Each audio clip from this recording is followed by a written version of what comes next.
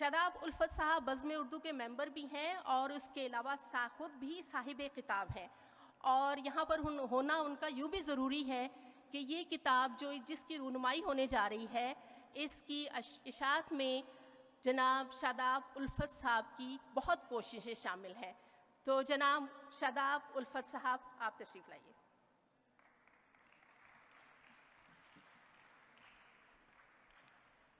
بہت شکریہ فرزانہ جی۔ کبھی آنکھیں کتاب میں گم ہیں، کبھی گم ہے کتاب آنکھوں میں۔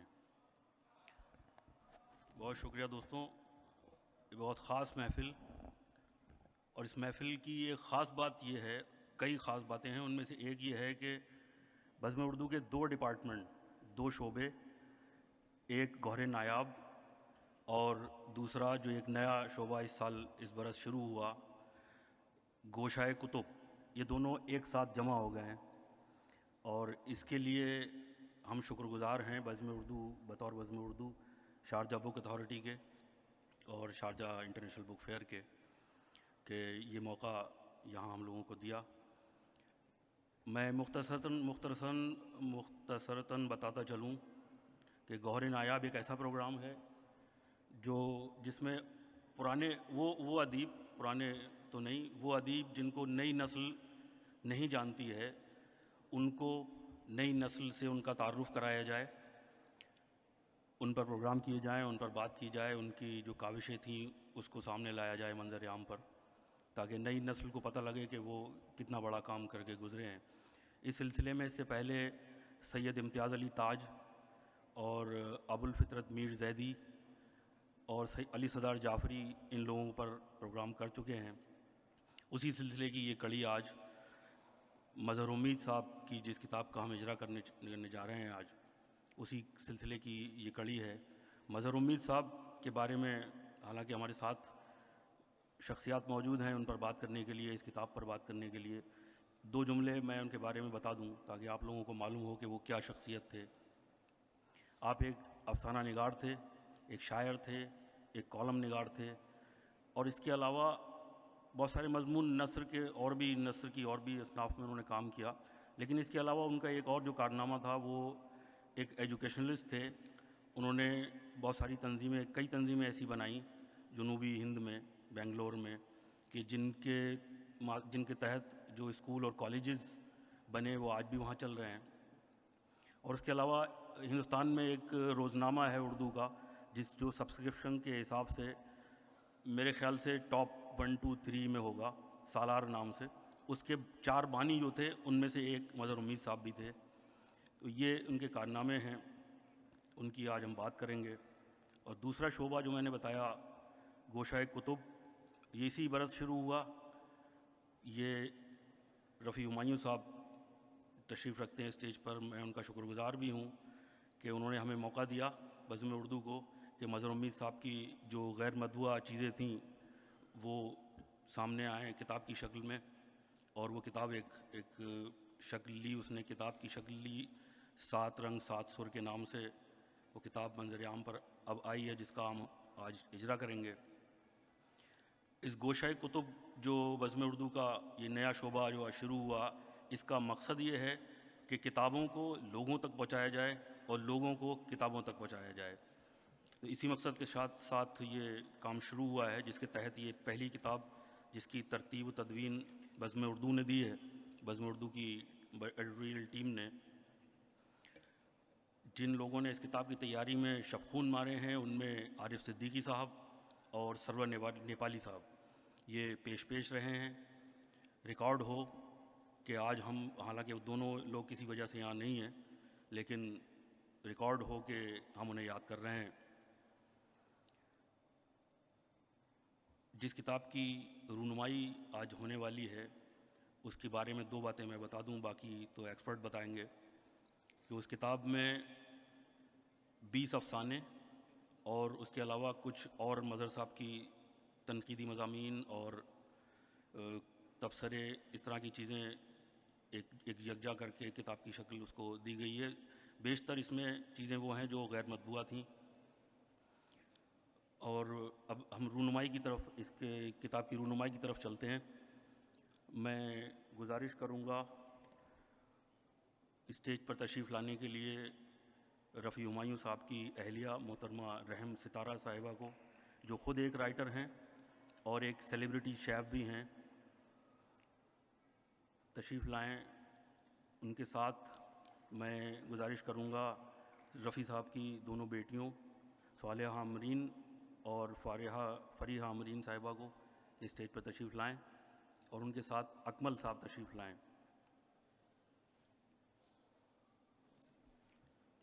کتاب دو۔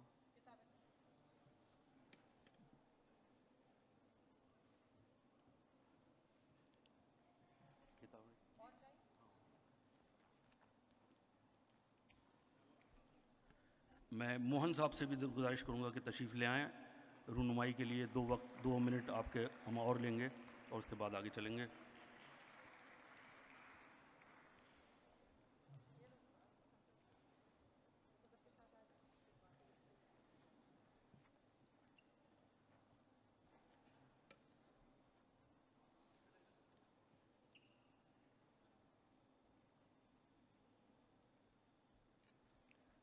سات رنگ سات سر کا اجرا، اس کی رسم رونمائی آپ لوگوں کے سامنے ہو رہی ہے۔ میں گزارش کرتا ہوں زوردار تالیوں سے اس کا ساتھ بنائے رکھیے۔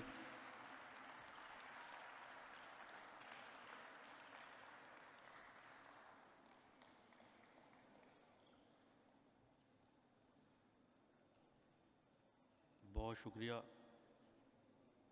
اس کتاب کے پبلشر، یہ دلی سے پبلش ہوئی ہے، مائی بک سلیکٹ نایاب بک سیریز اس کے پبلشر ہیں۔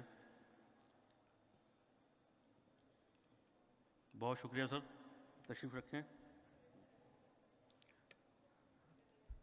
دوستوں، جب ہم کسی شخصیت کی بات کرتے ہیں تو اس کے عام طور پر 2 پہلوؤں پر نظر ڈالی جاتی ہے کسی ادبی شخصیت کی بات کرنے کے لیے، ایک ان کی شخصیت اور دوسرے ان کا فن۔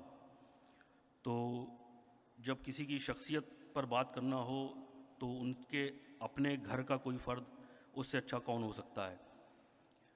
ہمارے ساتھ موجود ہیں، ہماری خوش قسمتی ہے کہ مظہر امید صاحب کے صاحبزادے، ان کے فرزند سعادت مند محترم جناب رفیع ہمایوں صاحب ہمارے ساتھ موجود ہیں، جو الکاروان گروپ کے روح رواں ہیں، اردو کے ایک سچے محب ہیں۔ میں رفیع صاحب سے گزارش کرتا ہوں کہ تشریف لائیں اور مظہر امید صاحب کی شخصیت پر کچھ روشنی ڈالیں۔ زوردار تالیوں میں استقبال کیجیے رفیع ہمایوں صاحب۔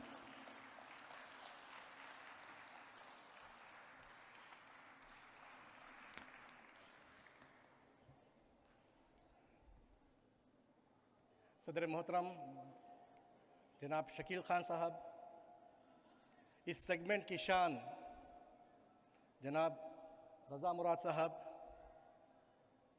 اور ڈاکٹر واسطی صاحب، سامعین اکرام،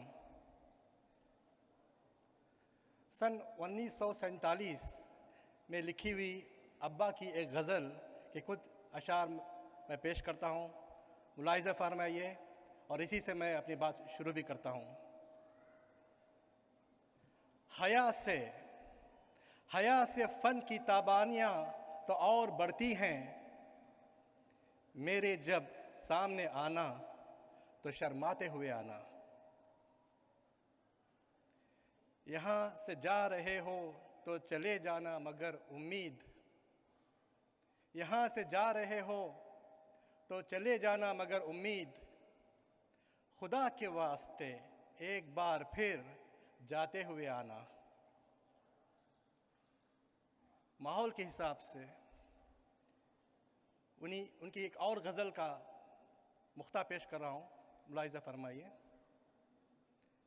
شاید ہو آپ بیتی اس کے غریب دل کی، شاید ہو آپ بیتی اس کے غریب دل کی، ظاہر یہ ہو رہا ہے امید کے بیان سے۔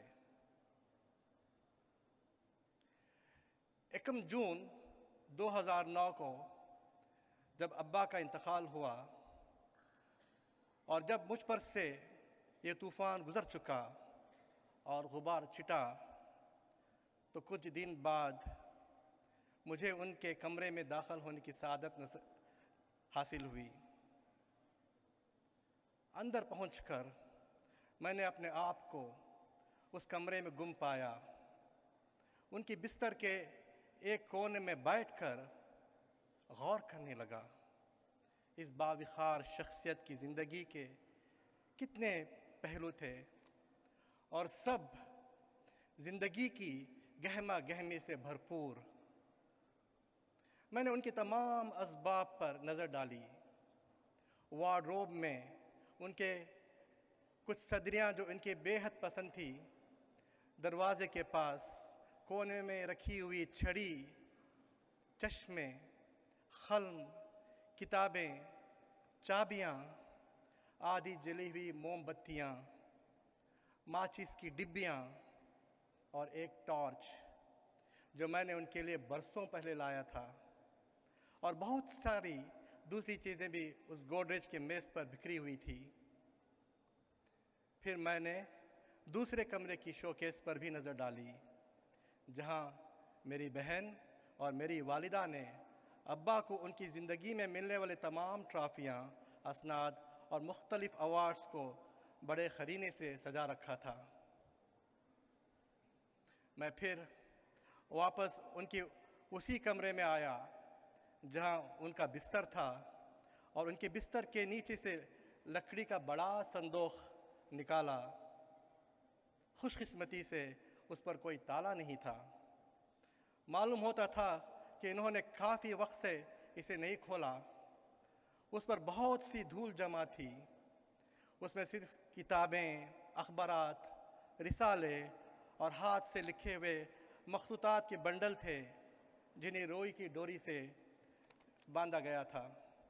علاوہ ان کے وہاں کچھ ڈائریاں بھی ملی۔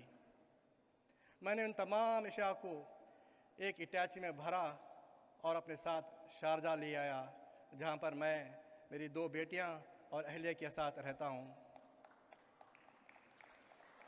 کبھی کبھار میں وہ اٹیچی کھولتا اور کتابیں، پرانے رسالے پڑھنے کے لیے کچھ وقت نکالتا۔ سن 1960 کی دہائی کے کچھ پرانے 1-2 صفحات کے اخبارات کو پڑھ کر لطف انداز ہوتا کہ والد کے گزرے ہوئے وقت اور دنوں کو چشم تصور دیکھنے کی کوشش میں رہتا۔ مجھے ان تمام چیزوں میں ایک عجیب بات معلوم ہوئی، وہ یہ کہ ان کی جمع کی ہوئی کتابوں، رسائل اور یہاں تک کہ 1-2 صفحات پر مشتمل اخبارات میں بھی جو مشترک ہے، وہ ان کا موضوع، جو دراصل ابا کی دلچسپیوں کی تصدیق کرتا ہے، وہ موضوع ہے سماجی مطابقات۔ ایک بڑا تجسس تھا جو میرے پیچھے ہر وقت لگا ہوا تھا، وہ یہ کہ میں نے ابھی تک ان کی 2 ذاتی ڈائریوں کو ہاتھ نہیں لگایا، اور نہ ہی مسودوں کو، بنڈل کو جو کافی ضخیم تھا۔ پھر ان کی ایک برسی کے موقع پر معلوم ہوا کہ بنگلور سے شائع ہونے والے معروف اردو اخبار سالار نے ابا کے اعزاز میں ان کا ایک افسانہ شائع کیا ہے۔ میرے لیے اصل مخطوطات کو کھولنے کا یہی اصل محرک تھا۔ یہ میری زندگی کا سب سے متحرک اور سنسنی خیز لمحہ تھا، جب میں نے اپنے سامنے ابا کی 5 دہائیوں کی تخلیق کردہ اردو ادب کو اس کے خالص ترین شکل میں دیکھا۔ خوش قسمتی سے میرے والد کی تحریریں کا تقریباً 80% اسکرپٹ ابھی تک برقرار اور پڑھنے کے قابل تھا، اگرچہ عمر رسیدہ ہونے کی وجہ سے کاغذ اپنی طاقت کھو چکے تھے اور بہت پیلے پڑ گئے تھے، لیکن استعمال شدہ سیاہی اپنے خالص ہونے کا ثبوت دیتی رہی۔ اسکرپٹ کا ہجوم کافی بڑا تھا، دراصل وہ 5 دہائیوں کا ادب تھا۔ اسے ترتیب دینا اور پڑھنا میرے لیے بہت مشکل کام تھا۔ اس دوران سال 2017 میں دبئی کی سب سے معتبر اور معروف اردو انجمن बज़्म उर्दू दुबई से वाबस्ता हुआ। मैंने बड़ी दिलचस्पी के साथ उनके प्रोग्रामों में बाकायदगी से शिरकत करना शुरू कर दिया था, जिसने दर हकीकत मुझे उर्दू दुनिया से बड़े वसी पैना पर दोबारा जुड़ने में मदद दी। दुबई में मुनक़िदा एक प्रोग्राम में शिरकत करना मेरी खुश नसीबी थी, जिसमें शबाना आज़मी और जावेद अख्तर मेहमान खुसूसी थे। उस शाम प्रोग्राम के बाद घर वापस आते हुए मुझे याद आया कि अब्बा की ज़ाती डायरी में कहीं उन्होंने कैफ़ी आज़मी का कुछ ज़िक्र किया था।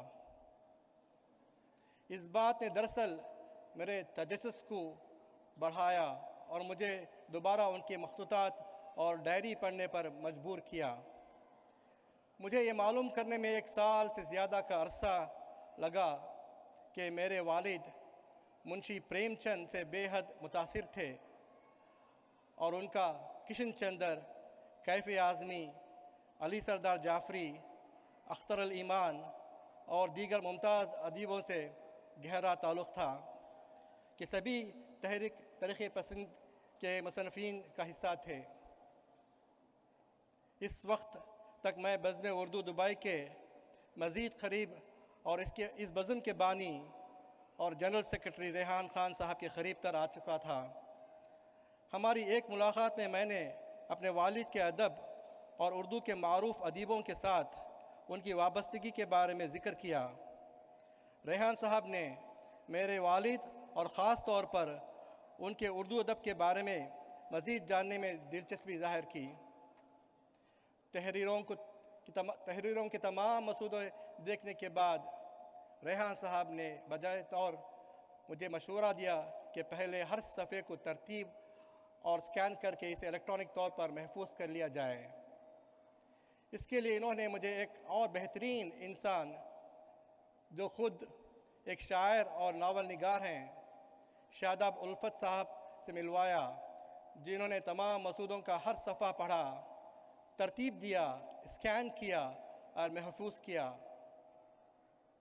स्कैनिंग के इस अमल के दौरान हमें मालूम हुआ कि अब्बा की सिर्फ 30% से भी कम तहरीरें मुख्तसर कहानियों की शक्ल में उनकी पहली किताब 7 रंग 7 सुर, जो 1985 में शाये हुई थी, उसमें मौजूद था।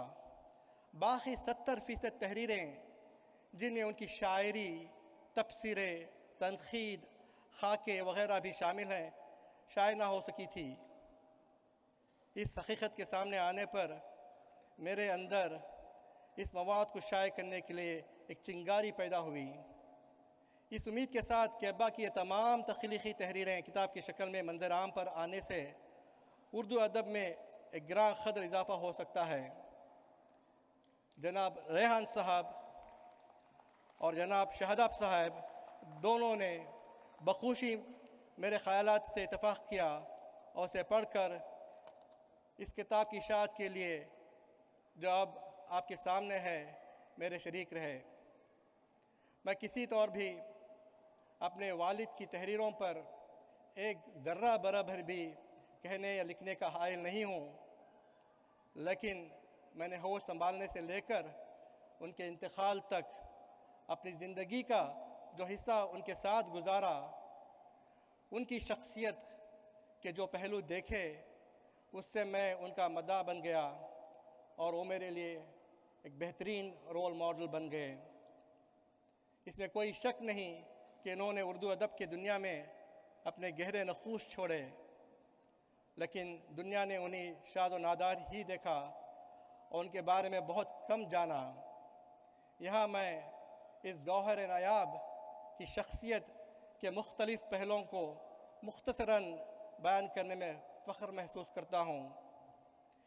एक अवार्ड याफ्ता उर्दू मुसन्निफ़ होने के अलावा वो एक नामूर प्रोफेशनल, एक मुहब्बे वतन, एक फ़ाल हामी तालीम और दुनिया के सबसे अच्छे अब्बा थे। उन्हें कर्नाटका स्टेट उर्दू साहित्य अकेडमी अवार्ड, मजलिस अदब गोल्डन जुबली अवार्ड, पासबान गोल्डन जुबली अवार्ड, समेत कई बाविखार अवार्ड्स के साथ और अलमीन एजुकेशन सोसाइटी बेंगलुरु के लाइफ टाइम अचीवमेंट अवार्ड से भी नवाजा गया। वो तालीम और इंसानियत की खिदमत के लिए अपने अजदाद पर फ़ख्र महसूस करते थे। उन्होंने समाजी और माशी तौर पर पसमानदा तबक़ात में तालीम को तरजीह देने के लिए बहुत सी तालीमी इदारे क़ायम किए हैं। जंग आज़ादी के एक सिपाही के तौर पर उन्होंने दूसरी जंग अज़ीम में हिस्सा लिया और हिंदुस्तानी फ़ौज के लिए जंग में उनकी गैर मामूली खिदमात के लिए उन्हें एज़ाज़ी तमग़े से भी नवाजा गया। जैसा कि वो हमेशा अपनी राय का इजहार करते थे कि इल्म हासिल करने में कोई भी रुकावट नहीं हो सकती और उम्र सिर्फ एक अदद है। उन्होंने ख़ुद 1947 में Wadia college of engineering Poona से रेडियो इंजीनियरिंग में पहला डिप्लोमा हासिल करके एक मिसाल क़ायम की और मज़ीद सीखने के शौक़ में साल 1969 में टेलीविज़न इंजीनियरिंग में अपना दूसरा डिप्लोमा हासिल किया। उन्हें अपनी इसी राय को साबित करते हुए कि इल्म किसी भी वक्त हासिल किया जा सकता है और उम्र में कोई पाबंदी नहीं है, आगे पढ़ा। 72 साल की उम्र में इस गौहर नायाब ने मैसूर यूनिवर्सिटी से मास्टर्स की डिग्री हासिल की और आखिरकार 1 जून 2009 को 89 साल की उम्र में वो हमेशा के लिए आराम करने दुनिया फ़ानी से दुनिया लाफ़ानी की तरफ कूच कर गए। उनकी रुखसती के 13 साल बाद भी वो अपनी पुरुम्मीद हौसला अफजान तहरीरों के विरासत के ज़रिए हमारे साथ मौजूद हैं। इस किताब की दोबारा इशाअत से मेरे क़रीबी ख़ानदान के साथ बहुत अहम मुताबिक़ात रखती हैं। मेरी अहलिया सितारा, जिन्होंने हर वक्त मुझे इस काम को आगे बढ़ाने और पाए तकमील तक ले जाने के लिए मुतहरक बनाए रखा और इस काम से मुकम्मल होने तक मुझे एहसास दिलाती रही कि काम अभी बाकी है। दोस्तों,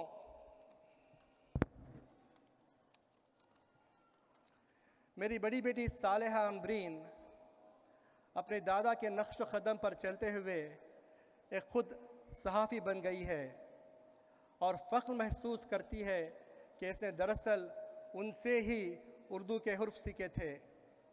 जब इसने इस किताब के शाये होने की प्रोजेक्ट के बारे में सुना तो वो खुशी से सातवें आसमान पर थी।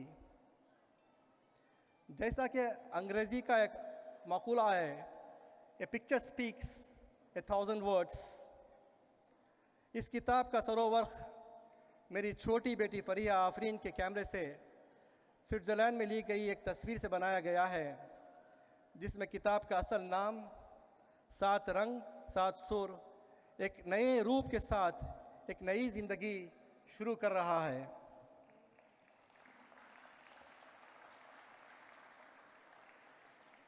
दोस्तों, बाज़ औक़ात गरीब तरीन शख्स अपने औलाद के लिए सबसे अमीर विरासत छोड़ता है। अब्बा ने मुझे ये नहीं बताया कि ज़िंदगी कैसे गुजारनी है, बल्कि उन्होंने अपनी ज़िंदगी को इस तरह से जिया कि मैंने उन्हें देखकर ज़िंदगी जीना सीखा और कोशिश की कि इसी तरह जी सकूं।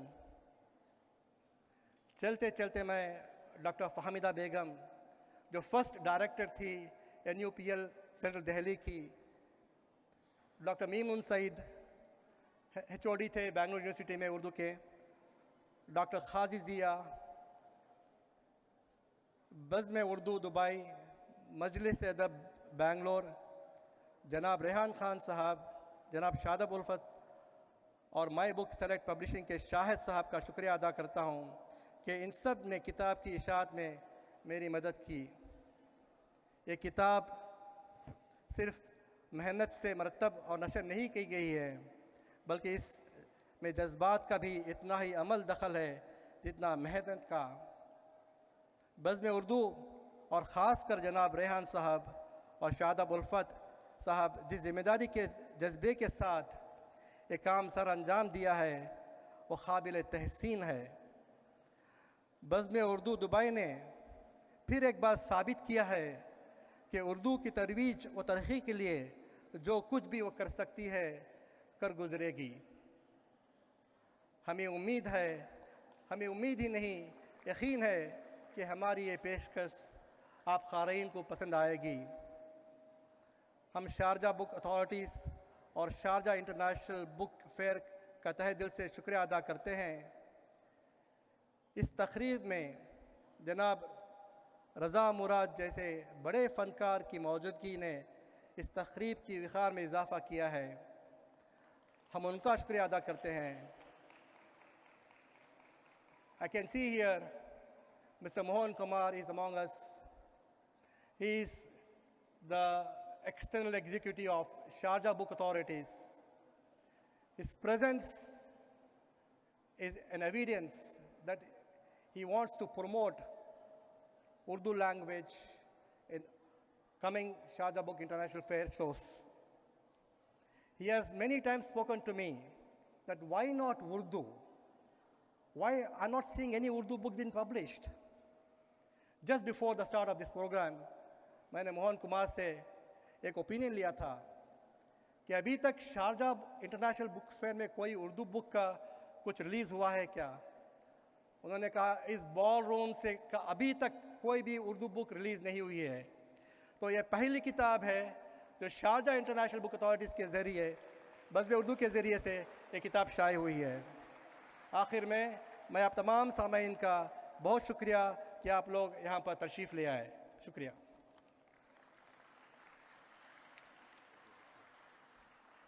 بہت شکریہ رفیع صاحب. دوستوں ایک شعر سناتا ہوں. وہ یوں ہوا کہ میرے ہاتھ لگ گیا سورج سیاہ شب میں ستارہ شکار کرتے ہوئے. اس شعر کے خالق یہ اس شعر کا سحر مجھ سے ٹوٹتا نہیں ہے. اس کے خالق جناب ڈاکٹر عاصم واسطی صاحب ہمارے ساتھ موجود ہیں. ایک معتبر شاعر, یو اے ای کے اردو ادبی حلقوں کے میر, اس کارواں کے میر کارواں جناب ڈاکٹر عاصم واسطی صاحب. میں آپ لوگوں سے گزارش کروں گا ایک زوردار تالیوں میں استقبال کیجیے ڈاکٹر واسطی صاحب. مائک پر.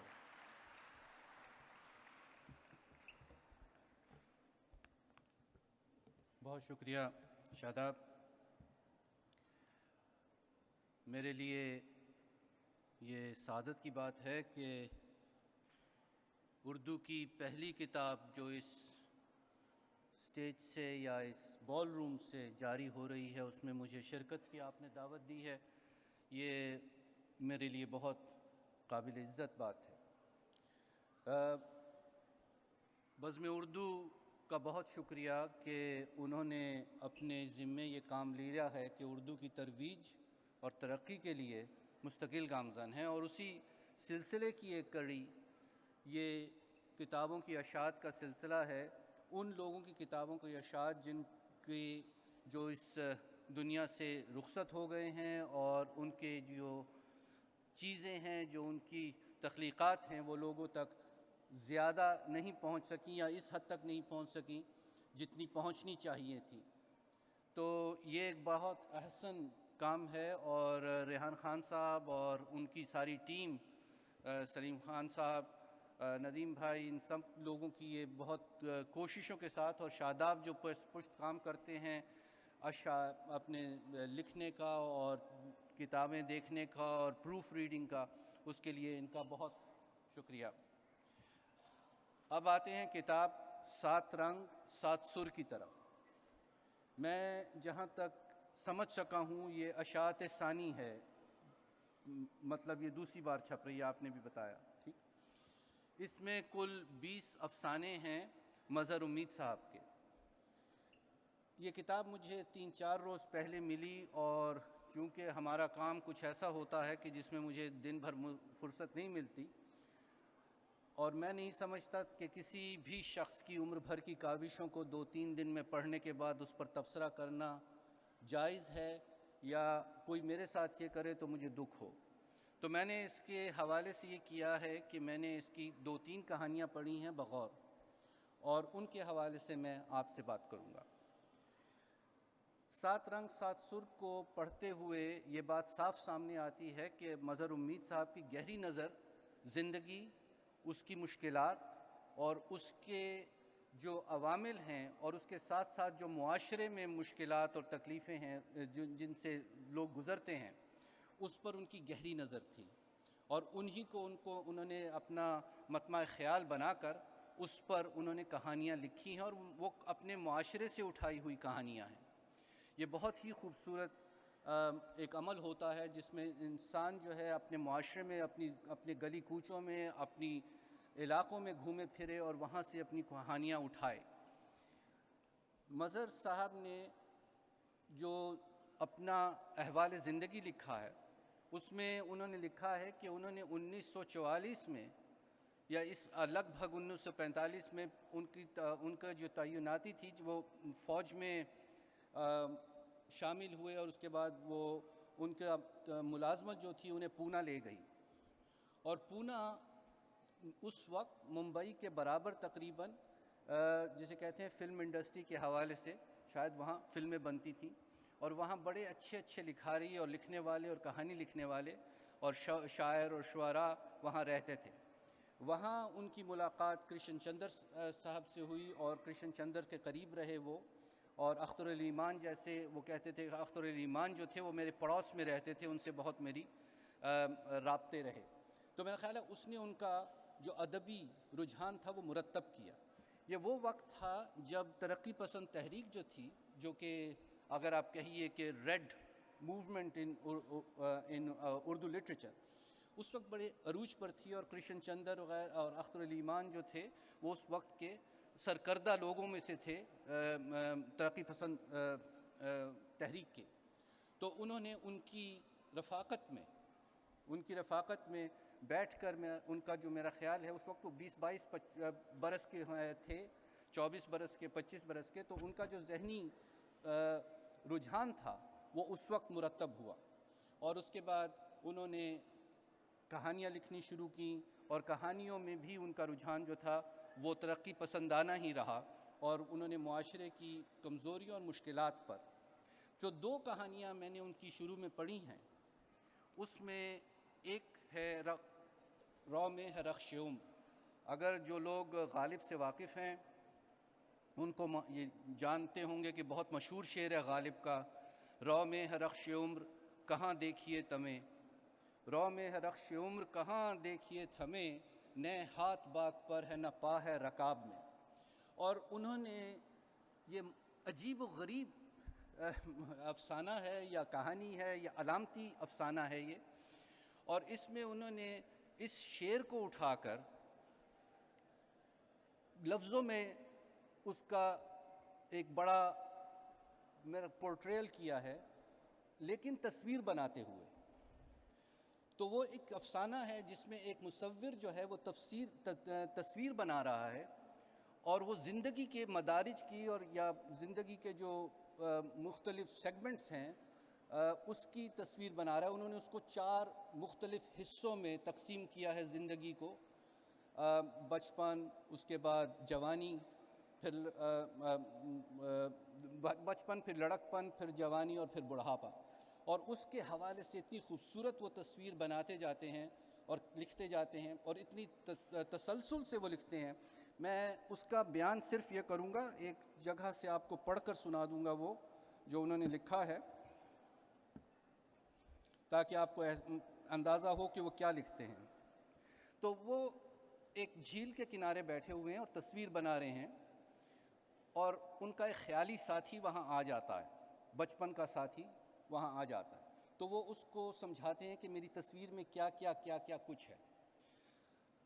تو وہ مصور ایک دم چیختا ہے، وہ ایک دم چیخ اٹھا، ساتھی آؤ تمہیں کینوس کے اس حصے کی طرف لے چلوں جہاں صرف اضطراب ہی اضطراب ہے۔ یہ سرخ سرخ سے نقطے جو نظر آ رہے ہیں، یہ جسموں کا گرم خون اور جوان امنگوں کا سیمابی ارتعاش ہے۔ یہاں رنگوں کی تمیز تم نہیں کر سکو گے، میں بھی نہیں کر سکا ہوں۔ جو بھی رنگ میسر آئے نرم و نازک برش کے نکیلے ریشوں میں سمیٹ سمیٹ کر کینوس کے اس کشادہ سینے میں بھرنے لگا ہوں۔ سیاہ اور سفید کی تمیز یہاں بالکل نہیں ہے، تم چاہے اسے سفید سمجھو یا سیاہ۔ یہ نقوش تو صرف جنون کے سے عالم کی ترجمانی کرتے ہیں۔ تو یہ وہ ایک اپنی جوانی کا کینوس کے اوپر نقش کر رہے ہیں، کہہ رہے ہیں کہ یہ جو سرخ رنگ ہیں یہ اس وقت میرے جنون کی ترجمانی کر رہے ہیں۔ تو یہ ایک بہت خوبصورت اس کو پڑھنے سے تعلق رکھتا ہے یہ افسانہ، کہ کس طریقے سے انہوں نے رنگوں کو سمیٹ کر چھوٹے چھوٹی جگہوں پر اپنے نقطے بنا کر اور تصویریں بنا کر اپنے آپ کو زندگی کی پوری ایک سڑک پر گامزن رکھا اور پوری زندگی کی کہانی اس میں رکھ دی۔ تو یہ ایک بہت ہی عمدہ افسانہ۔ دوسرے افسانہ جس کے بارے میں میں چھوٹی سی بات کروں گا، وہ لگتا ہے انہوں نے تقسیم کے بہت جلد بعد میں لکھا ہے، اور یہ کہانی وبا کے نام سے دوسری کہانی ہے اس کتاب میں۔ یہ افسانہ بہت تکلیف میں لکھا گیا افسانہ ہے۔ کہانی یہ ہے کہ ایک قصبے سے جب تقسیم ہوتی ہے تو وہاں کے رہنے والے، میں ان کے نام نہیں لوں گا کیونکہ وہ لوگوں کی جسے کہتے ہیں کہ ایتھنیسٹی کی طرف جاتے ہیں، تو میں بات نہیں کروں گا، لیکن وہ یہ کہتے ہیں کہ وہاں جو بھی ہے لوگ وہ وہاں کے کچھ رہنے والوں کو وہاں سے نکال دیتے ہیں، اور جب وہ چلے جاتے ہیں تو کچھ سال بعد انہیں احساس ہوتا ہے کہ جو چلے گئے ہیں اس جگہ کو چھوڑ کر، ان کی جو چیزیں باقی رہ گئی ہیں پیچھے، وہ قصبے کو ویران کر گئی ہیں، باوجود اس کے کہ نئے لوگ آ کر بس گئے ہیں اس میں، لیکن وہ قصبہ ویسا نہیں رہا جیسا پہلے تھا جب وہاں پر مختلف مذاہب کے لوگ اکٹھے مل جل کر رہتے تھے۔ تو جس شخص نے اس کو تحریک کو ہوا دی ہوتی ہے قتل و غارت گری کی، وہ اس کا آخر میں انجام یہ ہوتا ہے کہ وہ ایک ویران مسجد کے مینارے میں جا کر خودکشی کر لیتا ہے۔ تو یہ ایک بڑی پاورفل کہانی ہے، بڑی شدید۔ تو وقت کم ہے، زیادہ اس پر بات نہیں ہو سکتی۔ ہر افسانے پر مطلب کم از کم آدھا پونا گھنٹہ بات کی جا سکتی ہے، کیونکہ یہ کہانیاں علامتی ہیں، اور علامتی کہانیوں کو ایک دم یکجا کرنا بہت مشکل ہوتا ہے۔ تو میں پھر ایک بار بہت آپ لوگوں کو مبارکباد دوں گا اس عمدہ کتاب کی اشاعت پر، اور انشاءاللہ آپ لوگوں تک یہ کتاب پہنچے گی، آپ پڑھیے گا۔ شکریہ۔ بہت شکریہ ڈاکٹر صاحب، بہت اچھی باتیں آپ نے بتائیں۔ بہت شکریہ حضرات اور خواتین۔ حاضرین، ایک گزارش میں یہاں کروں گا آپ لوگوں سے کہ ابھی ہم نے مظہر امید صاحب کی شخصیت اور فن دونوں کے بارے میں تھوڑا تھوڑا سنا۔ مجھے یقین ہے مظہر امید صاحب جہاں سے بھی دیکھ رہے ہوں گے وہ خوش ہوں گے۔ میں آپ لوگوں سے گزارش کروں گا کہ ایک بار تالی مظہر امید صاحب کے لیے بجائی جائے، تاکہ وہ ان کو احساس ہو کہ ہم یہاں ان کو یاد کر رہے ہیں۔ اب میرے لیے کام آسان ہے۔ ایک مقولہ ہے، صرف نام ہی کافی ہے، تو میں صرف نام ہی لوں گا۔ آپ لوگ جانتے ہیں رضا مراد صاحب یہاں تشریف فرما ہیں، ہمیں مظہر امید صاحب کی کچھ افسانے سے کچھ چیزیں سنائیں گے تاکہ اندازہ ہو کہ مظہر امید صاحب کس طرح کی چیزیں لکھتے تھے۔ حالانکہ ڈاکٹر صاحب نے تھوڑا سا اس میں پیش کیا، لیکن رضا مراد صاحب یہاں تشریف رکھتے ہیں، صرف نام کافی ہے۔ میں آپ لوگوں سے گزارش کر رہا ہوں کہ زوردار تالیوں میں استقبال کیجیے رضا مراد صاحب کا۔ آپ کے علم میں اضافے کے لیے اتنا بتا دوں کہ ابھی فرزانہ صاحبہ نے 250 فلموں کے کہا، لیکن اصل میں وہ 548 فلمیں ہیں جس میں رضا صاحب کام کر چکے ہیں۔ رضا مراد صاحب آپ کے سامنے۔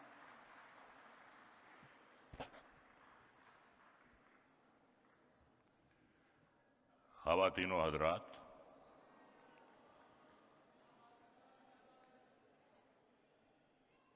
سب سے پہلے میں شکریہ ادا کرنا چاہوں گا ریحان خان صاحب کا، جن کی کوششوں اور کاوشوں سے میں آپ تک پہنچا ہوں۔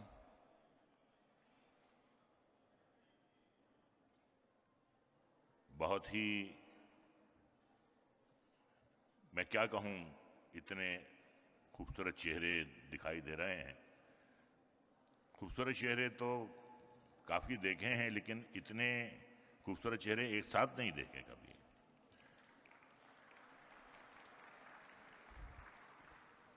تو میں مدر امید صاحب کا ایک افسانہ ہے. میری تو خواہش تھی کہ یہ پورا افسانہ پڑھوں آپ کی خدمت میں، لیکن کچھ وقت کی قلت ہے اس لیے شروعات کرتا ہوں. اور رفیع ہمایوں صاحب کا بھی میں شکریہ ادا کرتا ہوں. ایک لائق بیٹے ہونے کا انہوں نے ثبوت دیا ہے. اپنے والد صاحب کے ادھورے خواب کو انہوں نے پایۂ تکمیل تک پہنچایا. اللہ تعالیٰ ایسی اولاد سب کو دے، یہی میں کہوں گا. اور شاداب صاحب کا بھی میں شکریہ ادا کروں گا بہت بہت. تو حاضر خدمت ہے 7 رنگ 7 سر. سارے گاما پا، اس کے جسم کے سارے تار تن گئے اور پھر چھن سے ٹوٹ گئے، اور وہ پتھر کے ایک بت کی طرح بے حس کھڑا رہا. پھر سارے حواس منجمد ہو گئے. جانے میں کب تک اسی عالم میں رچا. سارے گاما کا مدر رس ہوتا ہوا ٹوٹ گیا، اور سامنے والے مکان کی کھڑکیوں میں روشنیاں ہو گئی. اور جب اس کو ہوش آیا، نیچے اس کے قدموں کے پاس سارے رنگ پھیل کر گڑبڑ دھنک بن گئے. نیچے زمین پر بکھرے پڑے رنگوں کے ڈبوں کو سمیٹنے لگا. کندھے سے لٹکتے ہوئے تھیلے میں اس کی انگلیاں ٹٹولنے لگیں. برشوں کے نازک ریشوں کے چھوتے ہی سرگرم کی دھنیں پھوٹ نکلی، اور وہ ایک دم بھرا اٹھا اور ان کے ڈبوں کو تھیلے میں جل بھر کر بے ساختہ بھاگنے لگا. پہلے تو ایسا کبھی نہیں ہوا تھا، لیکن اب زندگی کے لمحے اس کے لیے بڑے آزمائشی تھے. سارے رنگوں کے جادو سے کینوس پر حسن کی تخلیق کرتا رہا، اور فنی معراج کی اونچائیوں پر ہمیشہ یہ کامران رہا. آج شکست کا یہ احساس جن ساری رات درد کے عالم میں کٹ گئی. دوسری صبح کائنات جاگنے سے پہلے وہ پھر اسی مکان کے سامنے تھا، لیکن مکان کی ساری کھڑکیاں بند تھیں. نہ کہیں سور تھا نہ سرگم. مکان کے چاروں طرف اور پوری رات خاموشی میں آسیر زدہ ماحول تھا. اس کا دل زور سے دھڑکنے لگا. دل میں ایک عجیب سی چبھن کا احساس ہوا، اور ایک نئے درد کی لذت سے آشنا ہونے لگا. لگتا تھا کہ کوئی بڑی انمول شے، جیسے کوئی رنگ جو کسی خاص فن والے کی تخلیق کے لیے اہم تھا، کہیں ہو گیا، گم ہو گیا. یہ بسنت، یہ ملہا، یہ درباری، اور پھر یہ درد. گھونگھٹ کے پل کھول دیے تھے تجھے دیا کرنے کی آس. اور جب اس کی آنکھ کھلی تو کھڑکی کے نیچے پڑا پایا. سورج اونچا ہو چکا تھا، اور اس کی تیز تیز کرنے اس کے جسم میں اترنے لگی. پھر وہ گھبرا ہوا. کھڑکی کی طرف دیکھا. کھڑکی کے پٹ بند. وہ خوف زدہ ہو گیا. ایک تو ماحول وحشتناک تھا، اور دوسرا اپنے قریب شکل کے ساتھ پہچانے جانے کا خوف.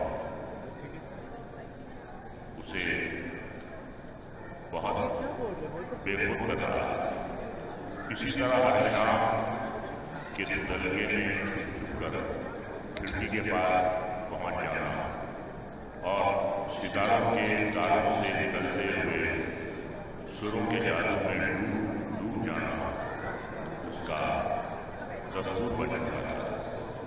एक शाम जुनून के आलम में मकान के दरवाजे पर पहुंचकर कुंडी हिलाई, गूंजते हुए सुर एकदम चुप हो गए। अंदर से आवाज आई जो सितार सरगम थी, सुरीली भी थी। कौन है? तो ख़वातीन हज़रात, मेरी आदत थी कि मैं पूरा खाना आपकी खिदमत में पेश करूँ, लेकिन जैसे कि मैंने आपसे अर्ज़ किया कि वक्त की किल्लत है और बड़ा अच्छा लगा आज आपसे बोलूँ होना। आपको वो देखा यही कहूँगा कि बरसों से इंतज़ार का आज जीत हो गई, बरसों से इंतज़ार का आज जीत हो गई, बस यूँ समझिए आज मेरी ईद।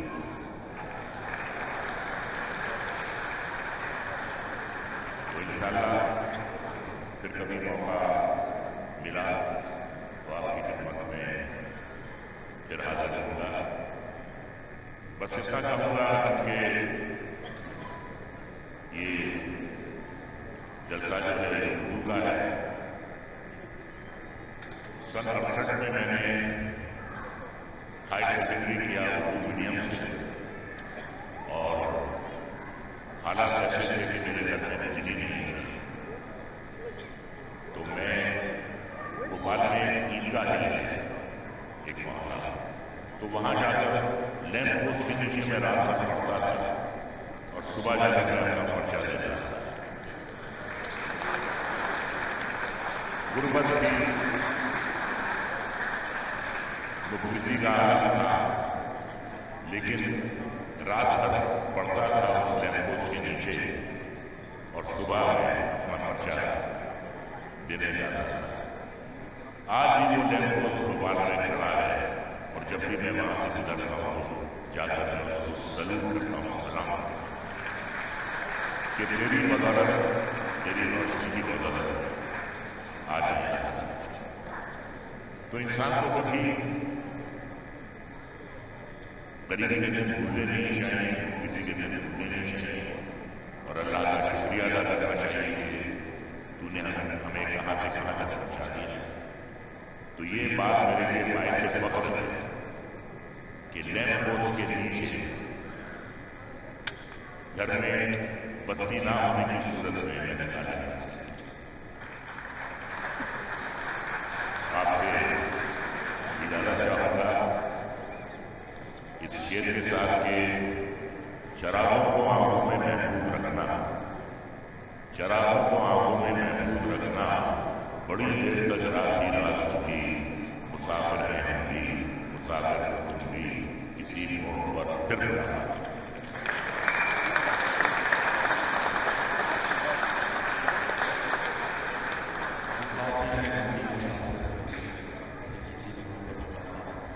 बहुत शुक्रिया रजमराज साहब।